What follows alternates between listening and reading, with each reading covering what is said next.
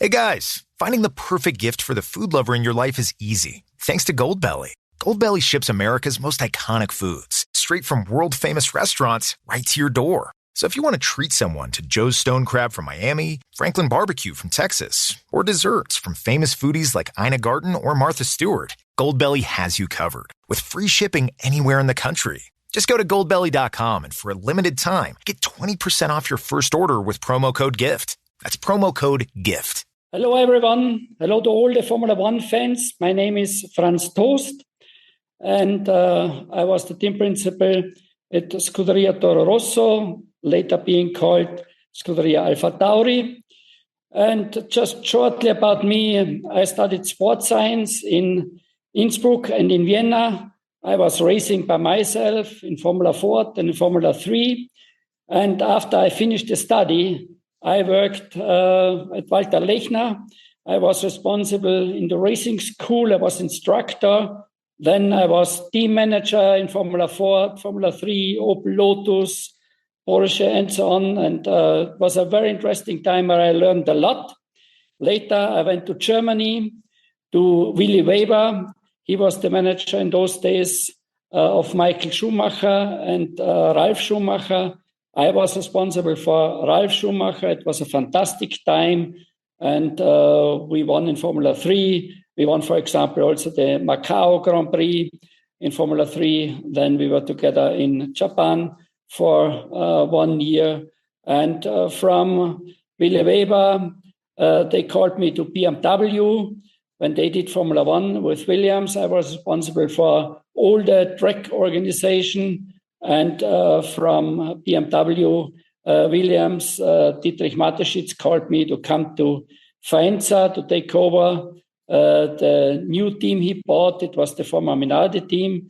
And he just called me and said, Franz, now we talk Italian, you go to Italy. And I want that you educate the young drivers from the Red Bull driver pool. And I want them to win races and championships. That's it, just go now. Yeah, and this is what I did. Yeah, it was very easy, everything. Franz, I have no words on how to respond to what you have just said. Those beautiful couple of minutes, such a humble but such an inspiring introduction. Every time I'm going to have a guest, I'm going to play this out and say, please do or try and do as Franz has said. It was so beautiful. I know Somil has shared his story. You have shared yours. I have a story with you, like I was telling you on email. 2011 Singapore Grand Prix, lots of question marks about the Indian Grand Prix, whether it'll happen or no. And we all met in Bernie Eccleston's office at the circuit in Singapore. I was there with Dr. Vijay Mallya, and I'm so glad Dr. Marco has reconnected us. But I have to start by asking you this, okay? And I know this is actually Somil's question, but you know, when now the team is called Visa Cash App Racing Bulls, you have to be honest. What do you deep down inside your heart still call the team? No, that's fine, because Visa brings money, Cash App brings money, and you know, you have to do something for the sponsors. I am very happy about this name because this shows to me that the team is on a very good financial or in a very good financial situation. And, you know, money is one of the most important parts in Formula One. And if you have money, you can operate very good. And therefore, I am really happy that the team is in such a good shape. And apart from this, also the car from the Racing Bulls is very, very competitive. And Isaac Hatcher showed this in nearly all the races, but especially now in Japan when he finished on the 8th position, which was fantastic because you never must forget he was there the first time. And that means he, from the driver's side, did a real good job, but also the team did a fantastic job to provide him with such a competitive car. And it's a car that your team has delivered. It must be such a proud feeling. Not just with that, but also with so many of your boys doing so well in Formula One these days. Carlos is doing so well. Alex was there with you briefly as well. But Max Verstappen, come on, that must make you feel so proud. The kind of drive he had in Japan. What do you make of it? What do you make of his weekend and what he's delivering nowadays? No, I must say that Max is an extraordinary driver. And what he showed the last weekend in Suzuka was brilliant. You know, this qualifying lap, I think this was one of the best qualifying laps you ever have seen. Everywhere totally on the limit and taking out most of the car. And then the race, how clever he drove the race. He knew where to save the tires, to do the tire management. He knew where to push, not to give the McLarens a chance to come within 1 second close to him, that they have DRS, and all these kind of things which he did during the race was really fantastic. Also after the pit stop, when he stayed on his line and when he said, "Look, I am Max, I am the world champion. Yeah, you just stay behind me." Yeah, it's unbelievable. Yeah, and these are the drivers, the champions, and they are made out of this wood, I would say. Yeah, they are special. And it's also so special because many years ago, it was in one of your cars that Max Verstappen actually drove a Formula One car for the first time at Suzuka, 2014. And back then he was what, 15, 16? I want to know what Dr. Marco told you about putting a 16-year-old in your Formula One car and what your reaction honestly was. Were you like, who is this guy? I was pushing. I was pushing for this. Yeah. Oh. I knew Max from karting and from Formula 3. And the first time I met Max was at the Nürburgring. I think it was 2012 or something like this, with his father. And I knew Jos quite well because he was driving with Michael Schumacher together at Benetton. And as I worked with Weber Management, I many times joined him to the Formula One races. And therefore I knew Jos Verstappen. And then Dr. Marco made negotiations with him because it was clear for all of us that Max is a real special driver. It was even more clear for us after the race in Germany at the Norrisring. It was a wet race in Formula 3, and the lap times are at around 58, 57 seconds. And Max was 1.5 seconds faster than the rest of the field. Yeah, he was flying under wet conditions. And this shows you that he is an extraordinary good driver. This remembered me also to Michael Schumacher at the Salzburg ring. This was, I think, around 86, 87, something like this in Formula 4. It was also very wet, and Michael was flying there. He was far ahead of the rest of the field, yeah, because I remember that Willie afterwards came to me and said, "What do you think about Michael?" I said, "Hey, take him. He is the best share you can take because he is unbelievably fast." Yeah, and it was the same with Max. If there are such races in very difficult conditions, you can see who is able to drive a car, who is skilled to drive a car fast, and who will have a good future. It's interesting you compare Max and Michael because both of them are doing things. Both of them, in fact, have done things in their career that we say that only they can do. Like even this weekend, we look at that qualifying lap and say only Max Verstappen can pull that off. But do you see any other similarities between Max and Michael, apart from the fact that they're so fast, so determined, and also very tough drivers to be teammates against? Yeah, look, all these superstars, they have the same, let me say, the same trait, or nearly the same trait. What are the factors from a superstar to another driver, to a normal driver? First of all, it's the talent. These drivers are very high skilled and talented. Mm-hmm. The second point is their passion. They are so passionate. 365 days a year, they live for motorsport. Nothing is more important for them than this job, motorsport, Formula One, whatever. And therefore, they are very, very selfish. And to live with such a person together is not easy. To have them as a teammate is also not easy. The third point, they are very disciplined. I remember back if you said to Sebastian Vettel, look, do this in the physical training or mental training or in any other part, he immediately did it. This was the same with other top drivers. I observed this. These drivers do everything to become successful.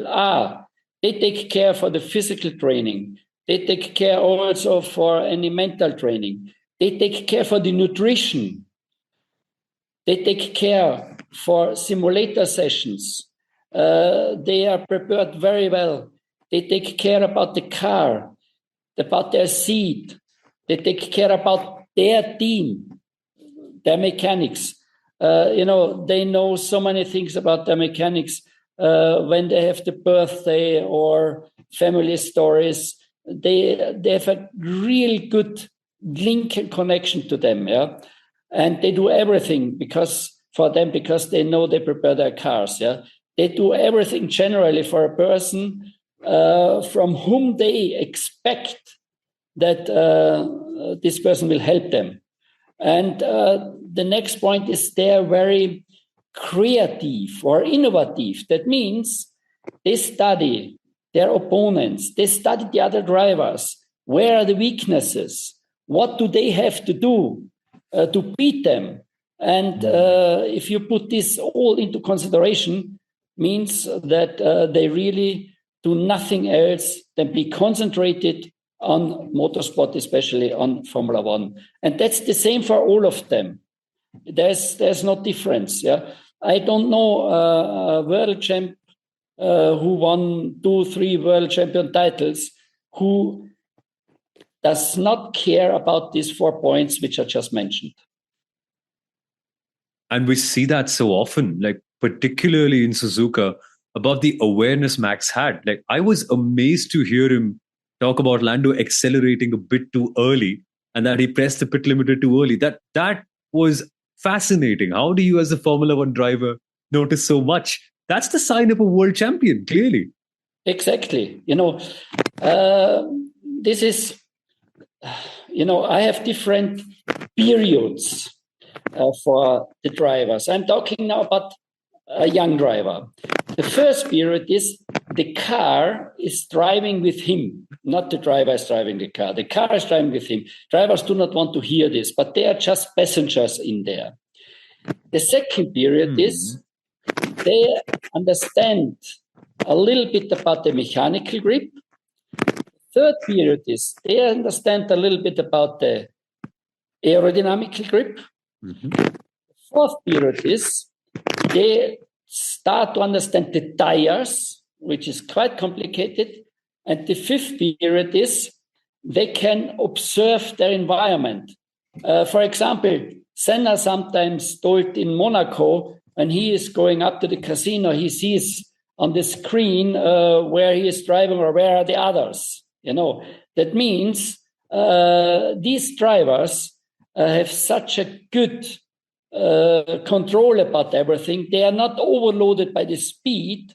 They know immediately what's going on with them. Coming now back to Max, he immediately saw that maybe Lando accelerated a little bit too early and was not in the pit limiter, and therefore, this is something very, very, very, very, very, very special.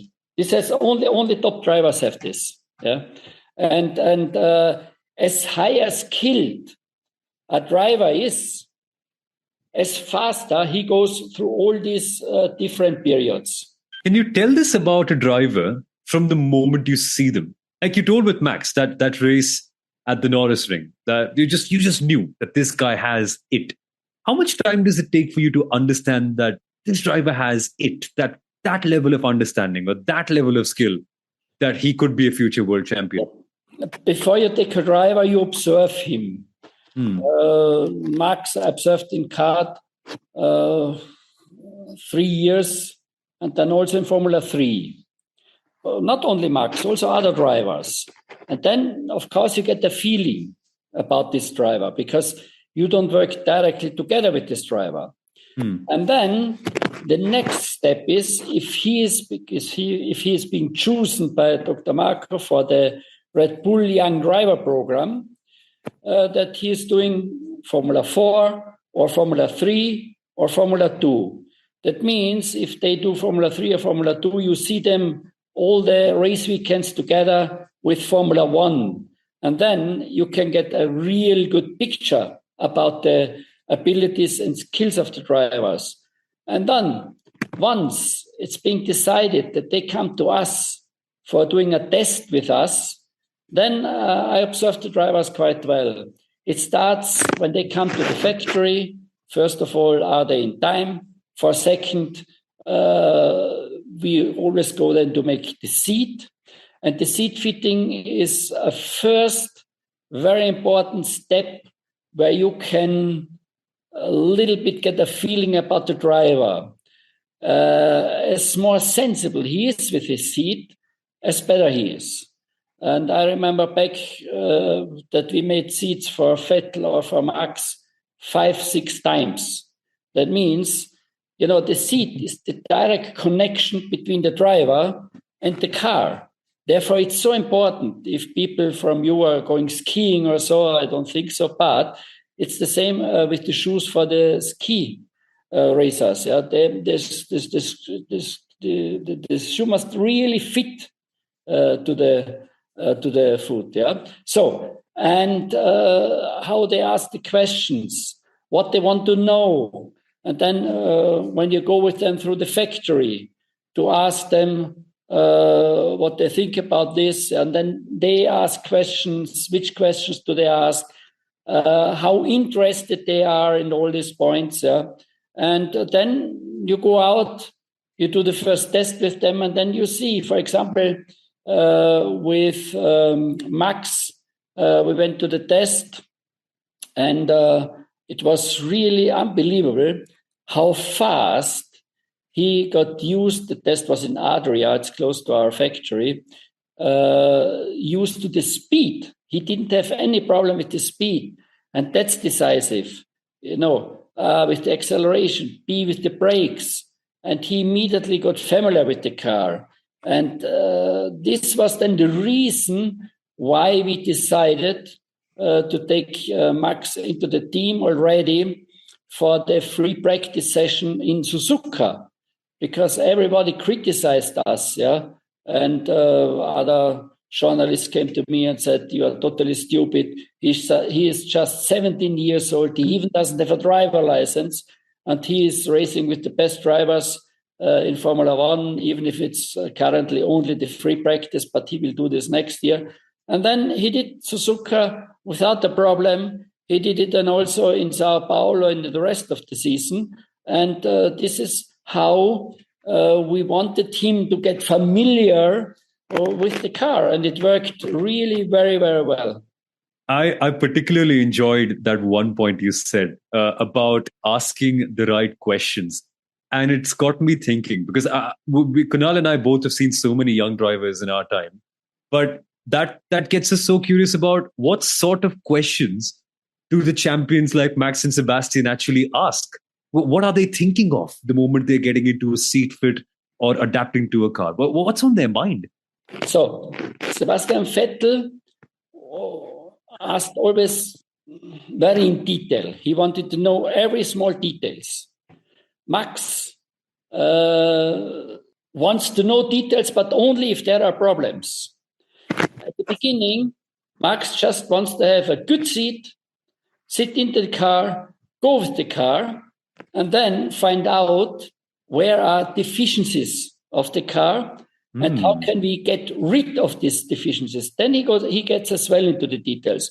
But from the beginning onwards, he is not the person who wants to know everything in detail. If it works, it's okay for him. Yeah, Vettel is a little bit another type of person, and these are some small differences. But not huge ones. Yeah, and when you get a young driver the first time to the team, yeah, then I always had very long conversations, because I wanted to find out what is the motivation for his choice to do racing. And, in former times, I met many young drivers, and especially in Formula 3 when I started, working in motorsport. And I thought, wow, they are so fast. They are really so good. Yeah, they must do it into Formula 1. But they didn't do it. And then I thought by myself, why didn't they do it? What didn't I recognize? And after talking to the drivers and after looking to their history, I found out their motivation was not coming from themselves. It was not an intrinsic motivation. No, it was coming from the outside. And then I created the word go-kart papa, because there were many fathers who pushed their sons to do racing, because when they were young fathers, they wanted to do racing, but they couldn't do it either for financial reasons or whatever. But now the son has to do it. But it was not once, it was a couple of times that I recognized, hey, the son does not want it really. He does it because the father pushed him for this. And this is very important. You have to find out this, because the sons of the go-kart papas, most often you can forget. Yeah, it's another story. If a young driver, for example, Hamilton or Rosberg or so, their fathers looked also to them and supported them with the kart, but it was coming from themselves. It was their personal wish to do it. It was not that the father said, you have to do it. And that's a very, very, for me, it's a very important point. And when I meet the drivers, I always ask them about the history and how did they come to motor racing, what's the story behind, and all these things are for me personally important to find out whether a driver can do it, or whether a driver maybe will come to Formula 1, but he will not become a superstar. And there's so many factors, right? The way they've been raised, the way their environment has been, the teams they've raced for, the people they've surrounded themselves in, which is why I'm particularly fascinated with the structure that Red Bull had and the role you played there, because you were their first point of contact into Formula 1 for so many drivers. I mean, off the top of my head, I can think of Sebastian, Max, Pierre, Yuki, and these are just a few. There's so many others who maybe didn't reach the same heights as well. How do you what's the first thing you do with a rookie that comes to Formula 1? When you see them coming through, what sort of conversation do you have with them? What sort of chat do you have with them? What's your approach to it? As I just mentioned, I sit together with him in the office in the morning. Then we go for lunch together and we talk about everything. Yeah, I want to know how he came to motorsport. What was the reason for this decision? Which hobbies does he have? And what does he do in his leisure time? How many times does he go karting? Which driver does he admire most? Then what does he know about our team? And all these kind of questions. And then it's individually different. There is not a certain way you can go with young drivers, a schema A. No, you must be flexible. You must find out how to work together with these drivers. Where are their strengths? Where are their deficiencies? And on this side, you have to you have to work with them. Yeah. And for example, Yuki, when he came to us, his English was not really good. Yeah. His discipline was also a little bit fragile. Yeah. And therefore, we decided to give him, we decided first of all that he has to come to the team to Faenza. And then he had a daily schedule. For example, in the morning, the breakfast at 7:30, something like this. Then at night, from 9 to 10:30, physical training in the gym. Then a meeting with the engineers. Then lunchtime. Then English lesson, 2 hours. Then meeting with the engineers. Then going a second time into the gym, because a driver has to do this twice a day. Yeah? And then dinner, and that's it. That means it's really very tight planned. And but there are other drivers, you do it in a different way. It's not a certain system you can always go with. Yeah? No, you have to be flexible. You have to get a correct feeling for the driver, how you can support him, how you can help him. And these are the main important factors. I love that, because Yuki, I suppose, when he first must have come to you, would have been only 19, right? And only 2 years in Europe, because he moved to Europe at 17. Must be very raw at that time. Yeah, so I must say, Yuki for me is a really very high-skilled driver. He was a little bit unlucky in Suzuka in qualifying too, I must say. Yeah? But he will show a good performance, I'm convinced, for the rest of the season. He came to Europe, as you correct said, being a young boy, 17, 18 years old, just doing Formula 3, not knowing the racetracks, not knowing the culture. And, the Japanese culture is completely different to the European. And he immediately was successful. He won races in Formula 3. And then we decided to bring him to Formula 2. In Formula 2, he won as well races. He was fighting for the championship. And then immediately into Formula 1. This was really a very tough program. Also for the mental side of Yuki, because this is not so easy to learn all these things in this short period of time. And Yuki is a clever guy. He could manage it. He could do it. And therefore, I am convinced that he will have a successful future in Formula 1. Actually, a question on Yuki. Some people say that he took too much time to get to the level that he has. But maybe that's just because he had so much more to learn also, considering where he's come from and the kind of career he's had before that. Do you think he's speaking at the right time, finally? Yeah, he is not prepared. Yeah, and you must not forget once more, he did only 1 year Formula 3 in a completely new country, in a completely new culture. He did only 1 year Formula 2, and then he joined us to Formula 1. And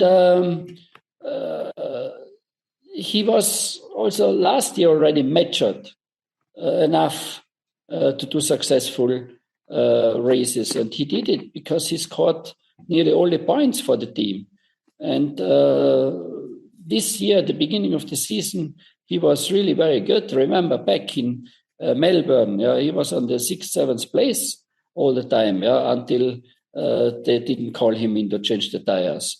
And also last year in Sao Paulo, when it was wet, he was on the 4th position or something like this.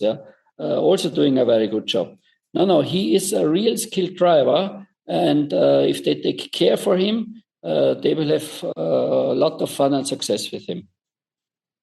I like how you said if they take care of him. And, the outside always feels like Red Bull doesn't take care of the drivers, but all the drivers I've spoken to actually speak volumes of how the program takes care of them even after they've left Formula One. But, Franz, you mentioned something very interesting, Yuki being mature. And you also said in the build-up to Japan that Liam is 100 years, or Yuki is 100 years ahead of Liam even when it comes to talent.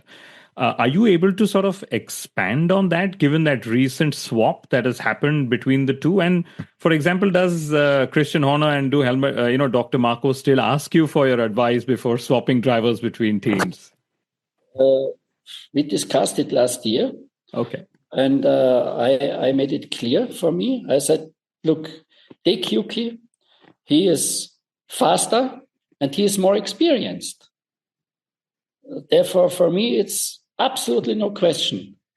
But for whatever reason, they decided for Liam, and the result we know. and you also said, in one of your this was on ORF TV, that the interview that I am referencing to, you said Yuki sometimes gets emotional in the car and he needs to find a consistent pace with his emotions as well. Can you expand on what does that mean and sort of how does that impact his performance? Look, a driver gets upset in the car because something happens. Either information from the team, which is not correct, or something with another driver. And I explain always to our drivers, it doesn't help you if you are shouting on the radio, because it takes away concentration, it takes away energy for nothing, because this happened already. And therefore, just be quiet, don't say anything, and then after the race, you can sort it out either with your direct rival that you talk to him or with the team, but don't do it during the race. During the race, it doesn't help you, because during the race, you must be focused, you must be concentrated, and not shouting in the radio and losing energy and concentration for nothing, because it happened already. You can't change it anymore. That's true. They always say hindsight is good, and I'm sure in that moment there are just so many factors at play, including emotion as well. But you also mentioned this very interesting schedule of the day you made for Yuki, helping him settle into Europe. And we all know Yuki's a big food connoisseur. He loves his food. Did he ever take you to enjoy some of his culinary treats and expose you to, Japanese way of eating, Japanese way of living and celebrating life? When we were in Japan, of course, we ate Japanese, because for me, the Japanese kitchen is the best kitchen in the world and also the most healthy kitchen in the world. The original Japanese kitchen. Unfortunately, they are mixing it up nowadays with some junk food, and this is not so good. But the original Japanese kitchen and eating culture is, for me, the healthiest and the best in the world. And it's amazing that Yuki is now a connoisseur. He apparently takes other Formula One drivers out for meals as well. I find that fun. Was he always like that when he first came here? Was he slightly shy as a teenager who's now moving to a different country, different language, big Formula One team? What was your first impression of him? No, Yuki was not so shy. This was the first impression was, he is not a typical Japanese, because the Japanese are very shy if they come to a new environment. No, Yuki was not shy. It was, we had from the beginning onwards a good conversation and also fun. And Yuki is a really good guy, and you can have a lot of fun with him as well. And for him in the car this year, now that he's finally gotten that big Red Bull seat that we all agree he should deserve, what do you think is his biggest strength for that second seat? And also, what do you think his biggest challenge is going to be that he can work on to get better this year? His strength is his speed. Yuki has a good natural speed. And now he has to get used to this very professional, very good team. And he has to be very focused. And if he gets everything together, you will see that he shows a good performance.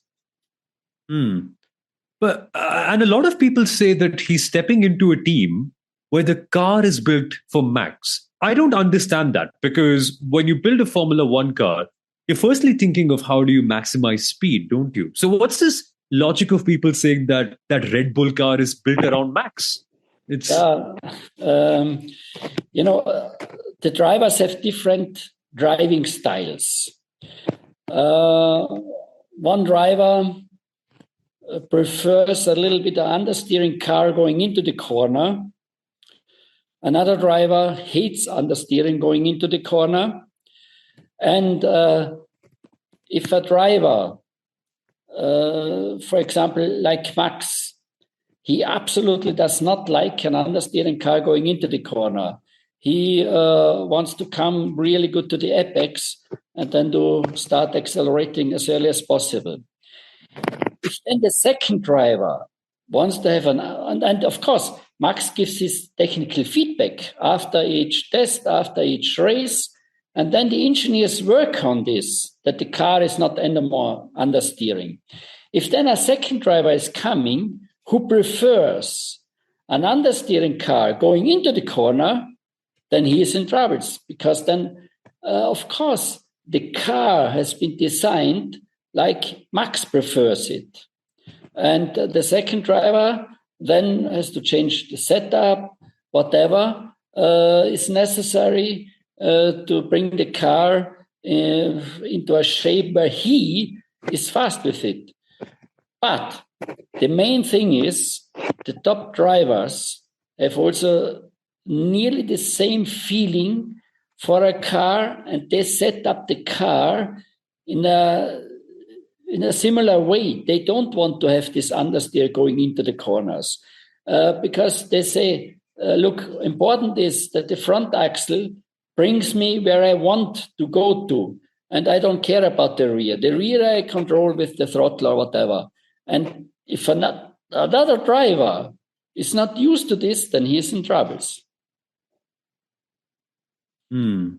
Very interesting. This has caught out a lot of drivers, Albon, Gasly, now Perez as well. Yeah, but sorry. Please, yes. It has nothing to do with the driving style. They came too early to Red Bull Racing. Albon was far too early. I said it to them. I said it to them. It's too early for him. He should stay another 1-2 years with us. Look how fast he is now. He's doing a fantastic job.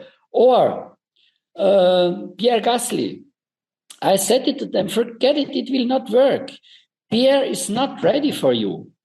As I said last year, Lawson is not ready for you. He has not the experience. Yeah? And this was the reason why I was pushing for Yuki. Red Bull Racing needs an experienced driver in the situation where they are now, because they have a world champion there. And beside the world champ, you don't need a rookie. You need an experienced driver. And that's the main reason why Albon, Gasly, Kvyat had problems over there. They were not ready for this absolutely top team. You know, Red Bull Racing is a team fighting for the drivers and constructors championship. This is a big, big difference to Toro Rosso, to Alfa Tauri, to a midfield team. A big difference, and you must be aware about this. Then why do you think Red Bull actually put them there? Was it because they sort of didn't have an option, or did somebody else in Red Bull Racing have a different view than yours? Or why did these drivers get promoted? No, in those days, they didn't have another option. But, you know, this was the situation. And there is always the discussion, why do I say that the driver needs 2 to 3 years to understand Formula One? The reason for this is, look, the first year, the driver needs to learn the racetracks. This sounds now maybe not so logical, because we all know they are going into the simulator and so on, but the simulator is not the racetrack. Yeah? And for example, the rookies have it really difficult because they have never been in Melbourne before racing there. They have never been in Shanghai or in Saudi Arabia or in Miami. Yeah? These are the first races, or in Canada. Everything is new. Now someone will say, yeah, but they know from the simulator where are the corners. Of course they know where are the corners. But if they come to the qualifying, it's always the first time. And if you go to the qualifying, maybe the sun has changed from FP3 to the qualifying is shining more or less. That means the surface temperature is different, the track temperature is different. Then sometimes you have headwind, you have side wind, you have tailwind, and these are very important factors for the car behavior. And experienced drivers know this, a little bit at least. Yeah? They know when they go to Barcelona, corner 9, most often at this stage when there's the qualifying, there's a side wind or something like this. Yeah, this is the first point, the track and using the track to the best possible way. Then, when a young driver is coming to the races, for example, now to Melbourne, there's a lot of work to do for the press. There's a lot of work to do for marketing. And I always told our press and marketing people, look, you can use the drivers until Wednesday, whenever you want. But from Thursday onwards, only a certain period of time. Because otherwise, such a young driver, Sunday, when the race starts, when the red lights go out, they are mentally tired. And then why do they need more than 1 year or something like this? Yeah, to understand the car from the mechanical side, to understand the car from the aerodynamic side, and then to understand the tires, to do the correct tire management. This is from racetrack to racetrack different. You have also different compounds at the races, soft, medium, hard, but not always the same, yeah, because as we know, there are different types. And to get used to this, you need simply time. And you have to give young drivers this time because otherwise there's a big risk that you burn them.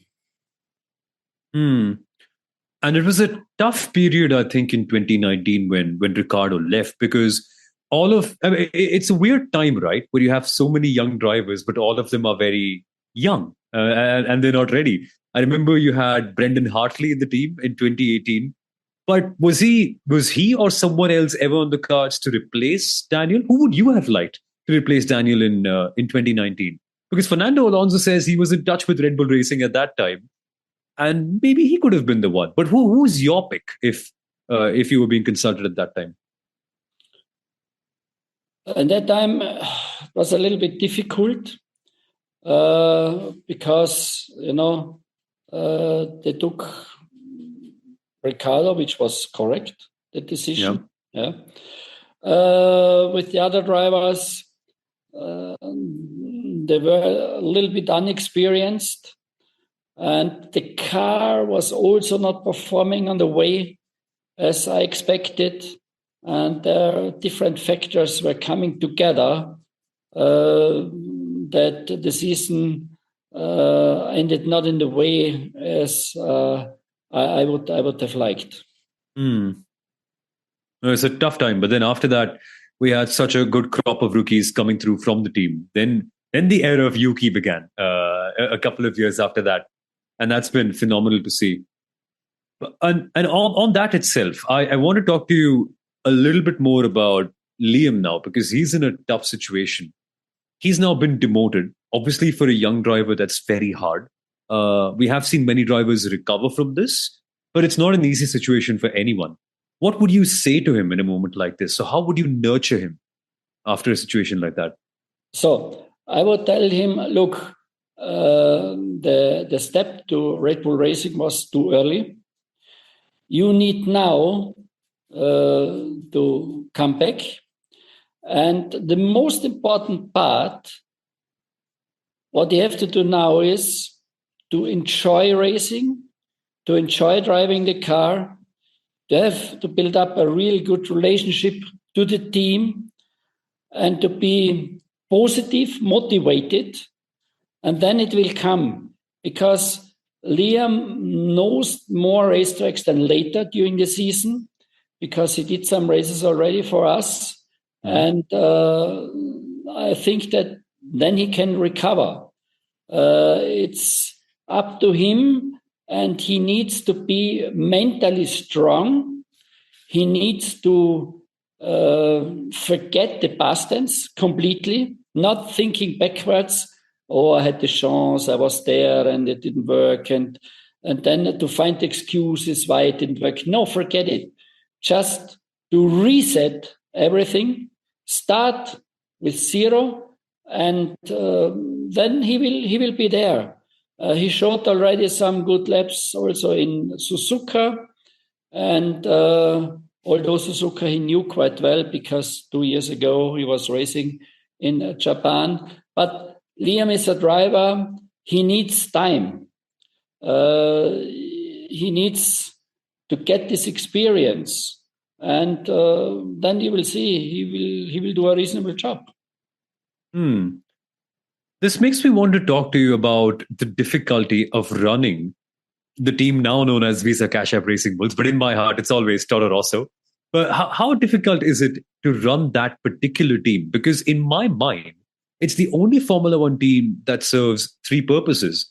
Number one, competing for points. Number two, nurturing drivers. And number three, also helping build the Red Bull brand. So I don't think any other team has such a diverse list of objectives to fulfill. It must be very difficult, and it's very respectable and admirable what you've done with the team over the course of your time there. Yeah, it's a very challenging program, but it's a very, very interesting program. And looking to the team now, I must say they are in a very strong position. They have a real competitive car. The engineers did a fantastic job. Point one. Point two, they have also two good drivers. With Isaac Hatcher and with Liam Lawson. They have two competitive drivers, and they will do a good job during the season. Because Isaac, for example, he had a really good development program. He was racing 2 years Formula 3, 2 years Formula 2. He won last year in Formula 2 a couple of races. He was until the last race fighting for the championship. And he is really, really competitive and a high-skilled driver. And Liam has the time now to recover, and he will look to Isaac. And the biggest advantage for both of them is that the car is competitive. Because if the car is not competitive, if the car is not working as you expect, if you have not a good balance, if you have too much over or understeer, whatever, then it's even more difficult for young drivers. Which brings me to an interesting question, Francis. How do you manage car development with rookies? Because, they don't have the experience to direct you or direct the engineers in any particular way. Then how do you decide what direction to go in? Is there a more engineering-led direction than you just let the engineers do it because the drivers are still, learning the ropes? Nowadays, the drivers are very, very well educated on the technical side. Why? Look, most of these drivers started karting being 6-7 years old. And if they come to Formula One, they have done 14 years racing.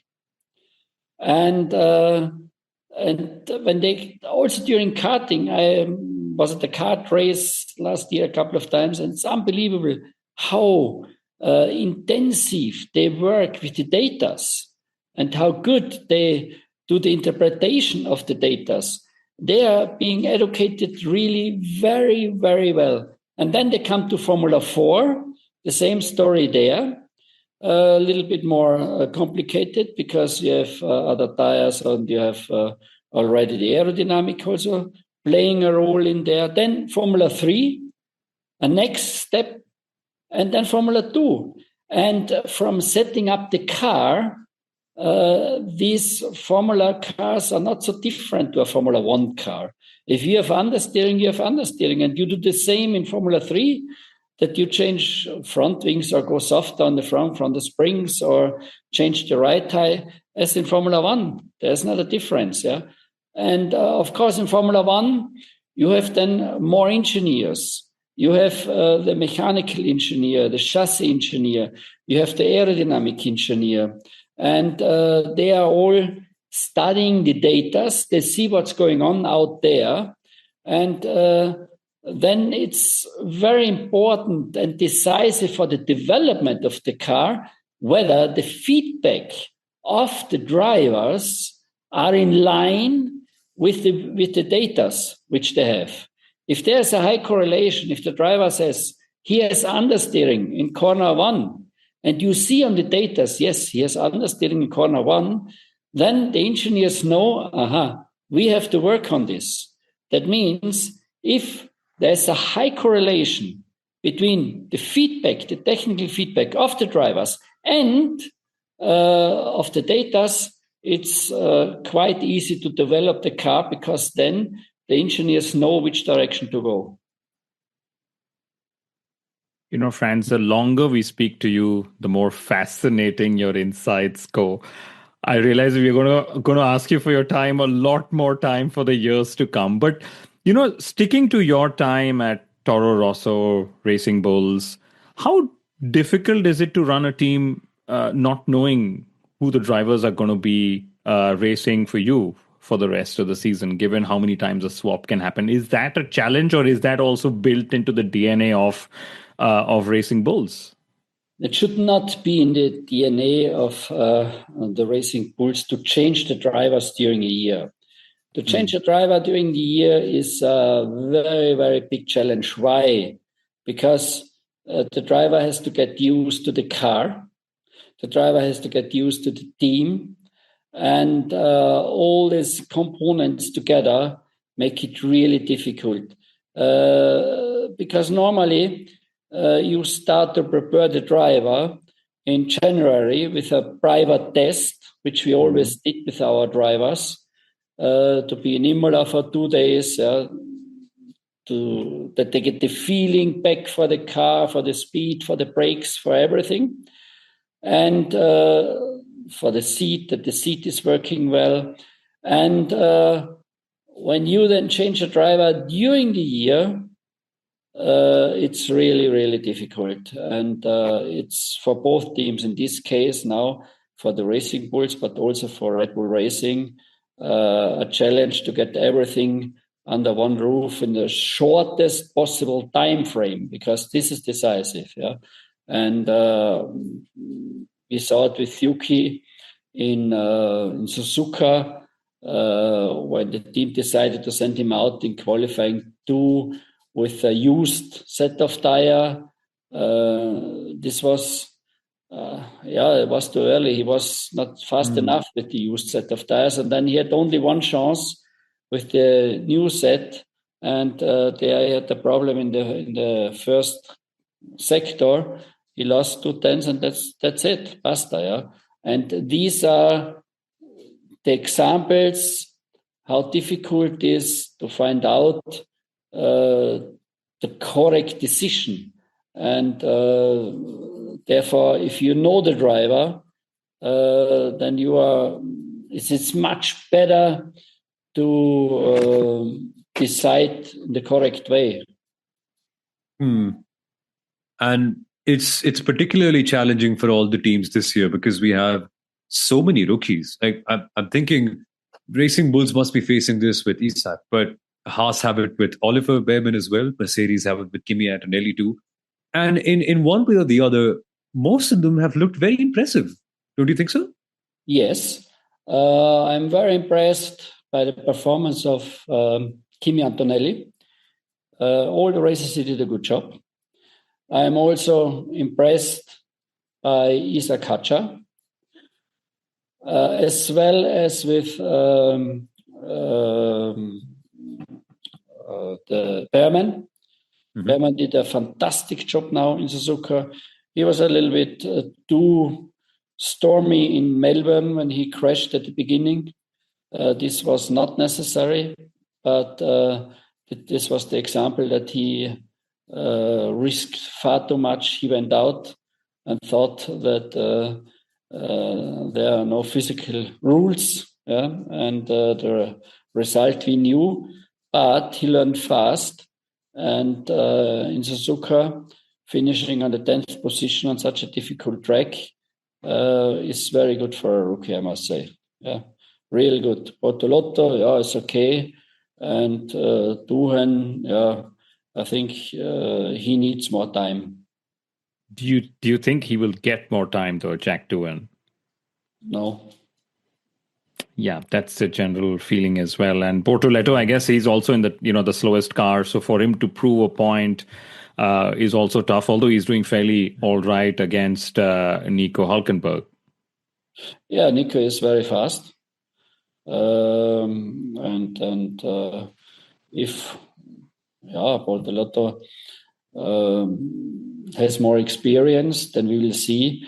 You must give him time. At least this season and next season, and then you can get a clearer picture.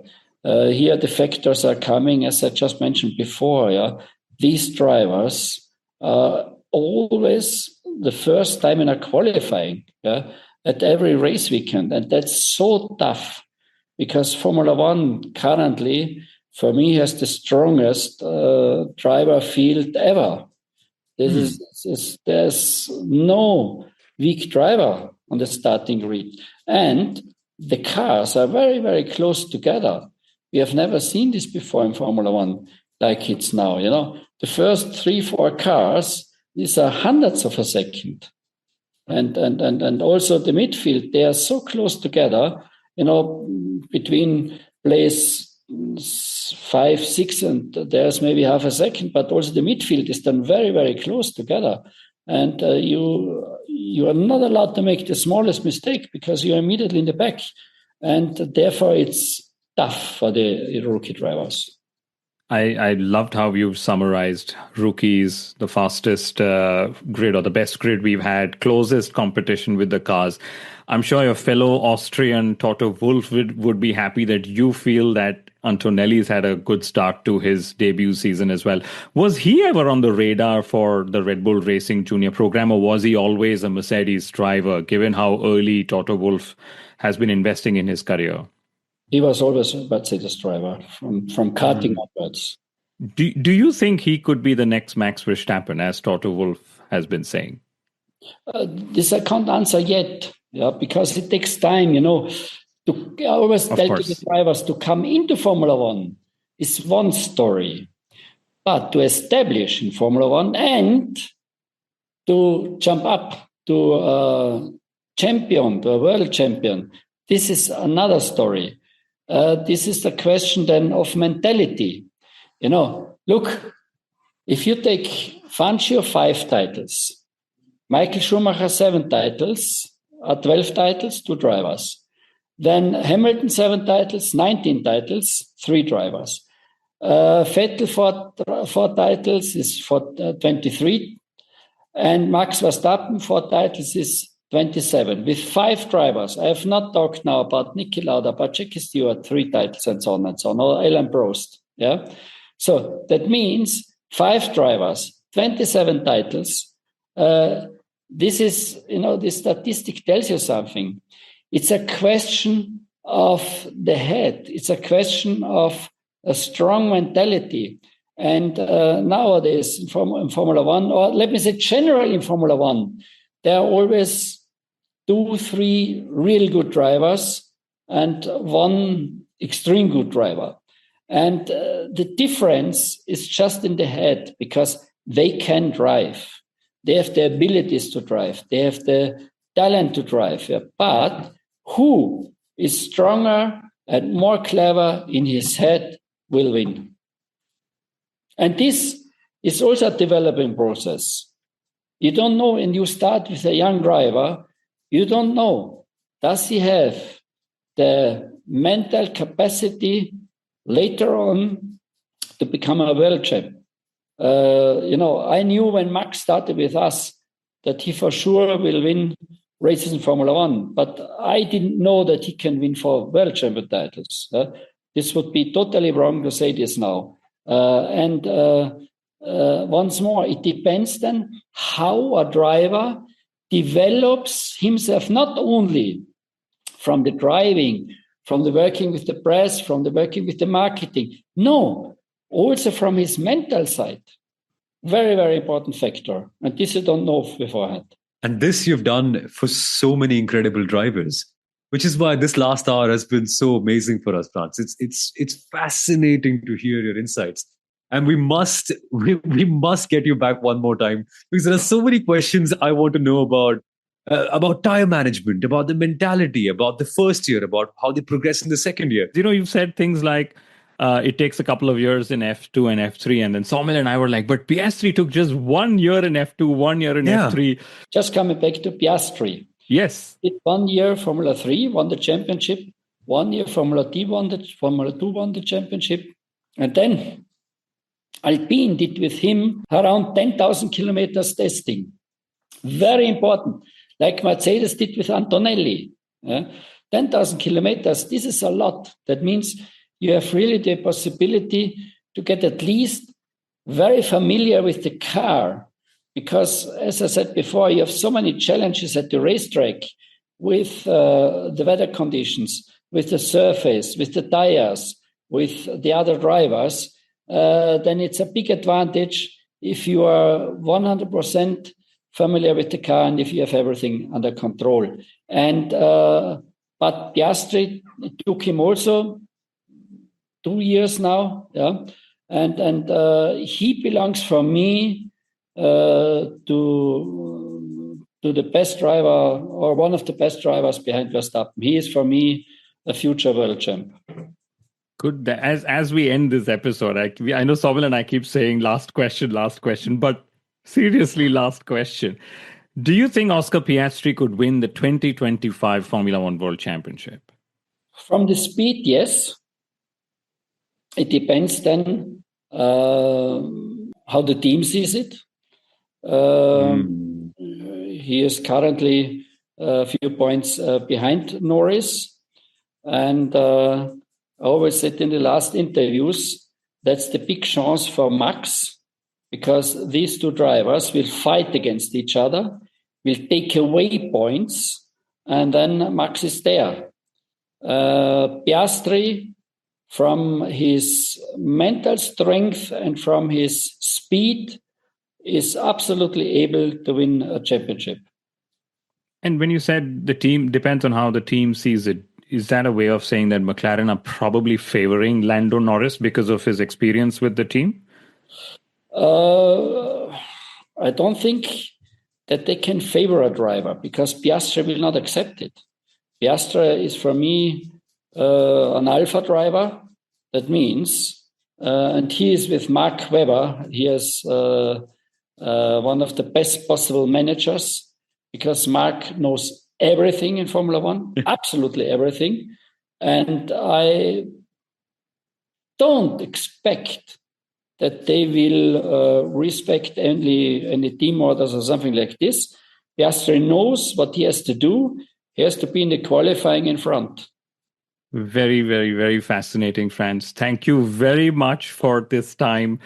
I mean, I have goosebumps through all the stories, and we know there are a lot more. We will book a fresh hour with you again in the next couple of weeks to get even more out of these beautiful moments that you've had with so many world champion drivers, star drivers, and the very fact that you've been nurturing them. I remember at Force India, when I ran the driver program, it was you and Dr. Marco I used to look up to. So what a pleasure to be on the same call with you, and wish you a very lovely day ahead. I hope you had the smiles that I promised you before we started recording. Okay, have a lovely day, Franz. And thank you really one more time. We'll speak very soon. And thanks for your time as well, Somil.